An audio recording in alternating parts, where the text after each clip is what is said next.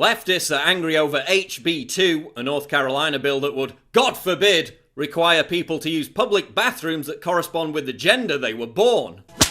Yeah, you're gonna open wide.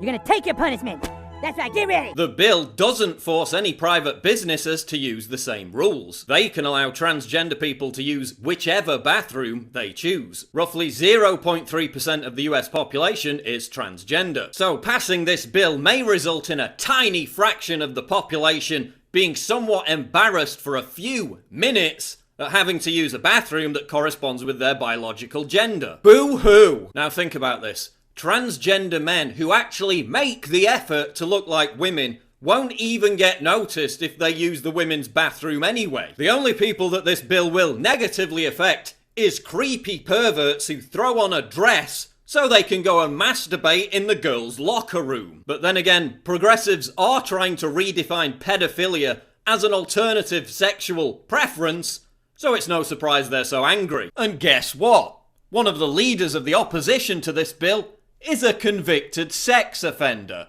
Imagine my shock. Look, you can identify as Barney the Purple Dinosaur for all I care, but I'm going to say it. Yes, I know it's a hate crime. There are only two genders. Rachel Dolezal can identify as African American, but she's white as mayo on Wonder Bread. You can identify as a woman. You can live as a woman. I don't care. But your chromosomes are never going to change. That's science, bitches! And look, it's not like the only people who are concerned about this are, right-wing bigots. Teenage girls at a school in Jefferson County staged a walkout because they were uncomfortable with a biological male entering their bathroom. We're already seeing these transgender bathroom laws being abused by perverts. Just a couple of months ago, a man who, quote, made no verbal or physical attempt to identify as a woman walked into a female bathroom in Seattle and began to undress. "The law has changed and I have a right to be here," said the hairy creep as he removed his clothing. Female students at a school in Colorado were threatened with hate crimes charges for complaining about being harassed by a man in the girls' changing room. Pedophiles and perverts are already abusing these new rules. Would you feel comfortable knowing that this guy could walk into the same public bathroom as your 8-year-old daughter? Oh, and he also identifies as a 6-year-old girl, by the way.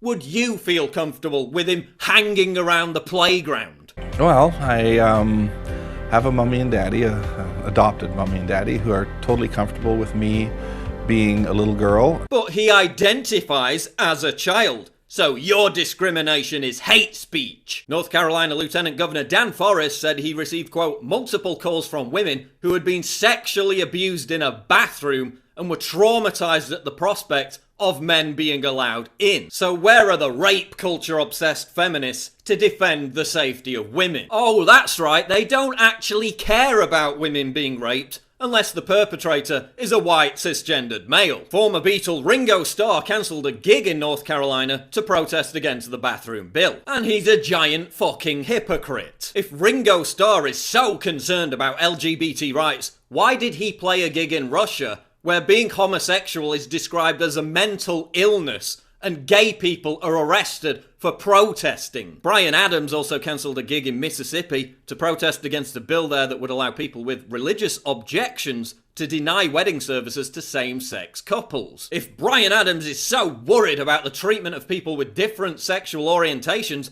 why did he play a gig in Egypt last month, a country that locks up gay people for as much as 12 years? These performers are, of course, perfectly within their rights to withhold services based on their moral beliefs. If only Christian bakeries were afforded that same right. PayPal protested against the bill by pulling the plug on an operations center in North Carolina that would have employed 400 people. Quote, "The new law perpetuates discrimination and it violates the values and principles that are at the core of PayPal's mission and culture," said PayPal CEO Dan Schulman. Really? That's funny, Dan, because those same values and principles haven't gotten in the way of you doing business in Saudi Arabia, a country that beheads homosexuals. Coca-Cola, Starbucks, Microsoft, Google, and numerous other companies signed a letter decrying the North Carolina bill. Yet their deep concern for LGBT rights just seems to disappear when it comes to doing business in Kuwait,